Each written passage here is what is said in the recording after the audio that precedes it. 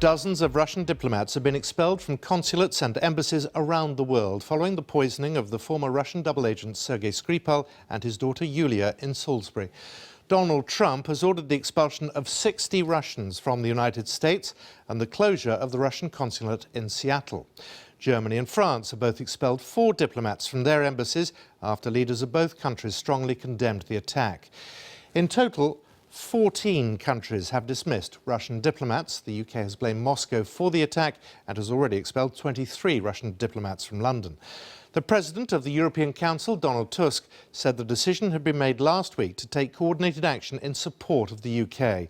Russia has responded by calling the move a perverted interpretation of solidarity. In the last few minutes, the Foreign Secretary has said Western action against Russia is the biggest collective expulsion of Russian spies ever. Well, Mr. Tusk made this dramatic announcement just over an hour ago.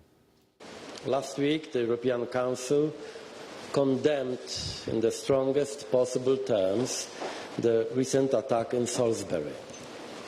The European Council agreed with the United Kingdom government's assessment that it is highly likely that the Russian Federation is responsible and that there is no plausible alternative explanation.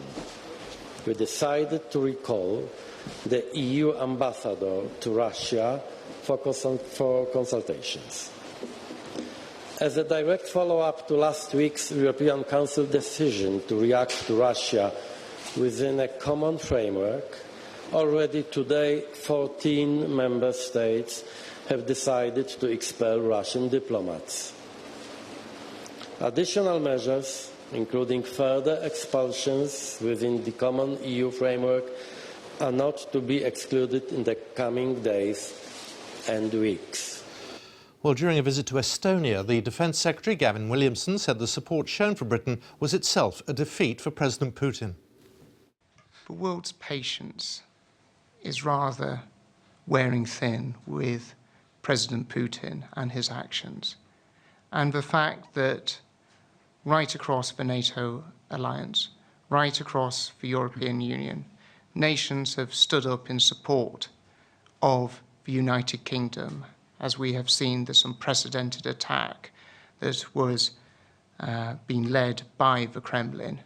I actually think that is the very best response that we can have, because their intention, their aim is to divide, and what we are seeing is the world uniting behind the British stance, and that in itself is a great victory, and that sends an exceptionally powerful message to the Kremlin and President Putin.